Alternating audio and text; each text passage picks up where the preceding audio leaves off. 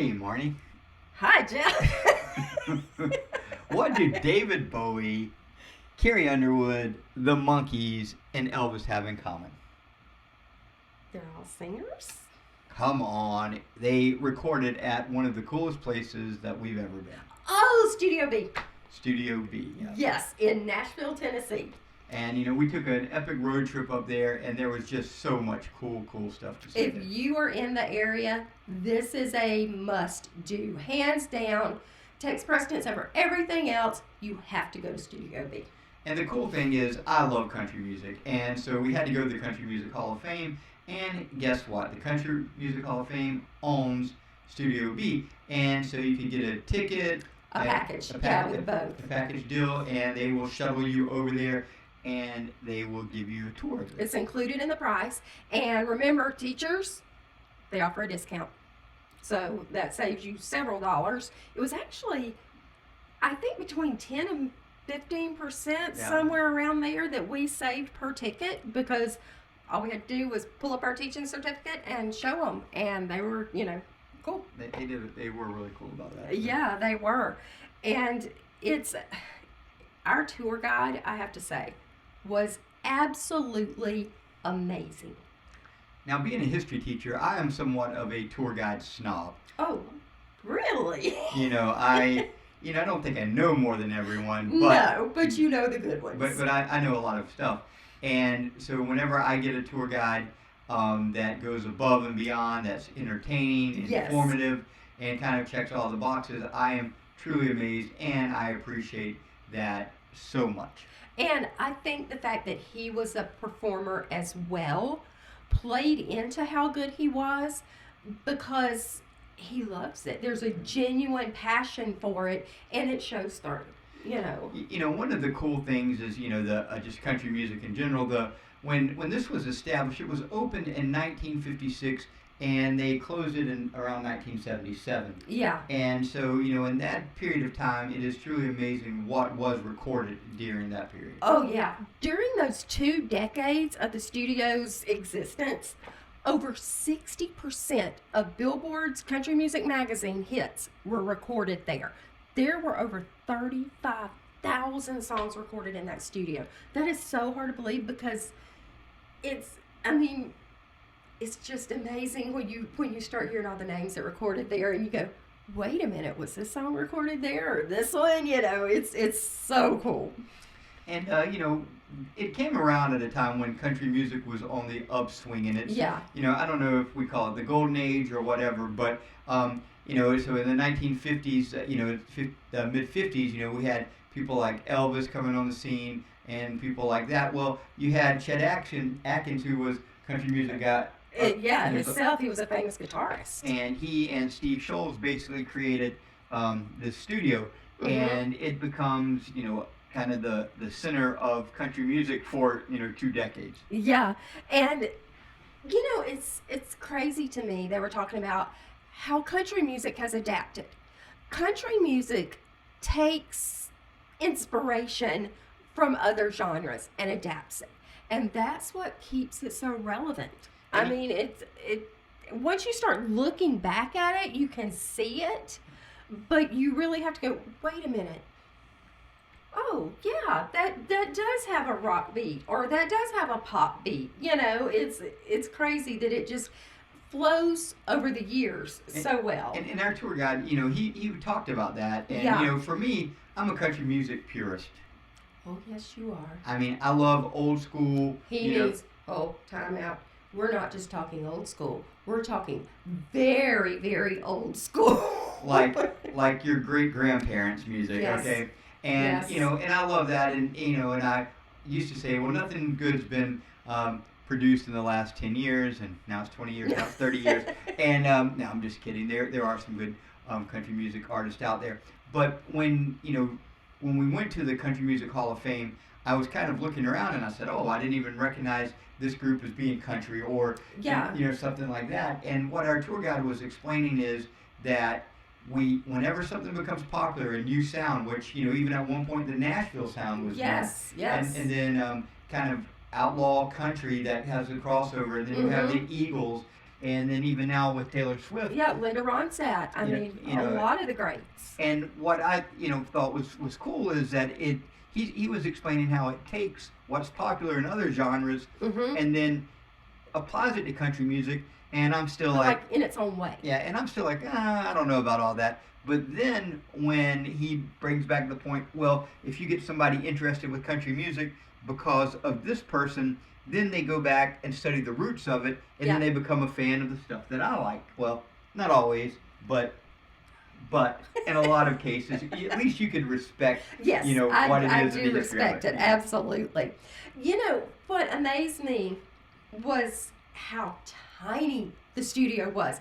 Like, literally, it's a bunch of small rooms, like maybe 5 or 6 small rooms. It's not any bigger than a house. I don't know. Oh no, it's not even half the size of our house. And it's amazing that it holds that much history, and wow, I was so impressed. The place, it's literally a music time capsule. I mean, it is. It is so impressive. Once we start naming the names of the people who have recorded there, you're going to want to go visit. And trust me. It's one of those things that, whenever we go to different places, or, whether it's around the world or whether it's local, I always think, if these walls can talk, what cool story. And yet when you come here, you realize that there are hundreds and hundreds of not just average performers, but the greats, Elvis, Dolly, all of these people that are here, and it literally, there is an X marks the spot. Yeah, there is. Yeah. Literally, there is an X on the floor that marks the spot of the best acoustics for recording in the studio. And to think of the people who have stood in that exact spot. It's just awe-inspiring. I mean, it is. And there's that great acoustics there, and so when I stood there and sang, it was angelic, it was beautiful. I'm not sure that's the word I would use. Well, I mean, well, at least I stood in the same place where Elvis was. In the same place, okay. Yeah, yes. But it's so amazing because not only is the X there where everybody has stood, the taped X on the tile floor, it is the same tile floor. There are the same instruments in there. The Steinway baby grand that Elvis always used to warm up his vocal cords still sits there. These things are still used to record today. Artists can get special permission to record in Studio B. And I mean, Carrie Underwood just did it recently. They said, I think she recorded a Christmas album or something there. But yeah, people can go in there and still record. And could you imagine, as one of today's artists, going in there and recording in the same studio that all these greats who have come before you have recorded? Well, just being a tourist and being in that area. I was just dumbfounded. I mean, I can't think of another word. It was amazing to be in that building. And what's so cool is each of these artists have their own unique story about Studio B. Yes. And one that I thought was, there's one that we'll talk about later with Elvis, but there was a cool story with Dolly Parton that she had just recently been signed, and she was late, and she was trying to make a good impression, and she hit the gas when she came in instead of the brake, and she jumped the curb and actually knocked a hole in the wall. But she made an impression. She made an impression, and and I think that's just a cool story, especially the fact that she was young, energetic, trying to get there, and I'm a big Dolly fan, so yes, she still has that energy. She does. She really does. But this studio is where Elvis recorded over 200 songs. And it's not, and Elvis, we'll talk about him some more, but when I think about, in addition to the King, the Everly Brothers, Willie Nelson, Roy Orbison, Waylon Jennings, Carrie Underwood, and people that you don't necessarily think about it, like David Bowie, and the Monkees. I mean, those are Charlie Pride. Charlie Pride, absolutely. The list just goes on. Those are just a few of the people who recorded in that studio. It's funny.